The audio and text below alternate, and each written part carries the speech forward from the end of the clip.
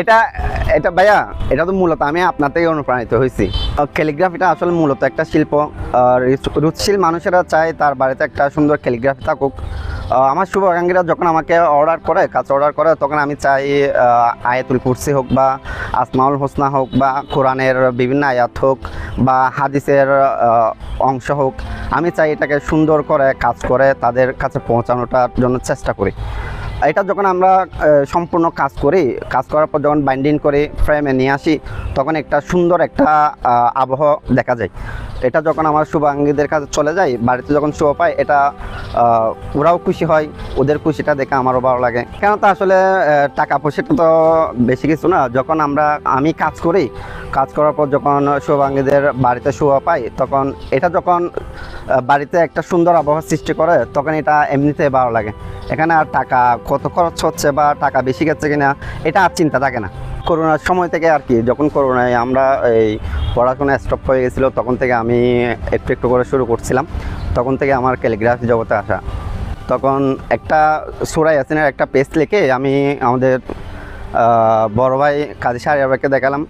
ভাই আমাকে ইন্সপিরেশন করছে, ভাই আমাকে পরামর্শ দিচ্ছে, মানে আমি যেন ক্যালিগ্রাফি জগতে আসি। মূলত সেখান থেকে আমার ক্যালিগ্রাফি জগতে আসা।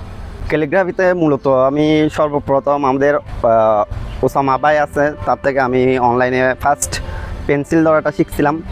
এরপর আমাদের বাংলাদেশের সর্বশ্রেষ্ঠ ক্যালিগ্রাফার মাহবুব মুর্শিদ স্যার থেকে আমি কোর্স করছি। এরপর আমাদের সিকান্দার মেহেদি স্যার, এভাবে আমি মাহমুদ মুর্শিদ স্যার, সিকান্দার মেহেদি স্যার, আমাদের ওসামা ভাই, এদেরকে আমি আইডল মনে করি ক্যালিগ্রাফি জগতে। আমি যখন সর্বপ্রথম এই কাজ করতে শুরু করছি, তখন আমাকে শাহরিয়ার ভাই বলছিল তুমি তুলি নাও, ক্যানভাস নাও, ক্যানভাসে কাজ করো। তখন আমি ক্যানভাস কি তুলি কি এগুলো বুঝতাম না, ভাই একে নক করতাম, ভাই আমাকে বলতো।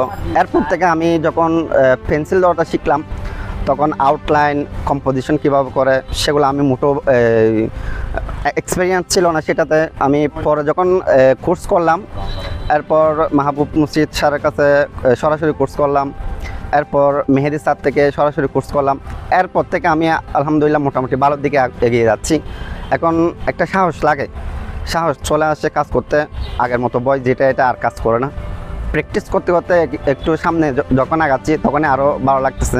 এইভাবে কাজ করতে করতে আর প্র্যাকটিস করতে করতে যখন আমি সামনে আগাচ্ছি, এখন মনে হচ্ছে আমার কাজগুলো মোটামুটি আলহামদুলিল্লাহ ভালোর দিকে আসছে, পরিপক্ক হচ্ছে, বিভিন্ন জায়গায় যাচ্ছে, অর্ডার আসতেছে।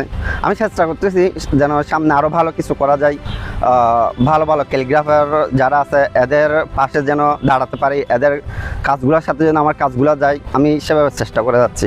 আমার থেকে যারা ক্যালিগ্রাফি অর্ডার করে, বিভিন্ন আয়াতুল কুরসি বা নেম ক্যালিগ্রাফি, হাজব্যান্ড ওয়াইফ এদের নাম দিয়ে যখন নেম ক্যালিগ্রাফি করে, যখন আমার শুভাকাঙ্ক্ষীরা যখন এগুলা রিসিভ করে, তখন এরা অত্যন্ত খুশি হয়।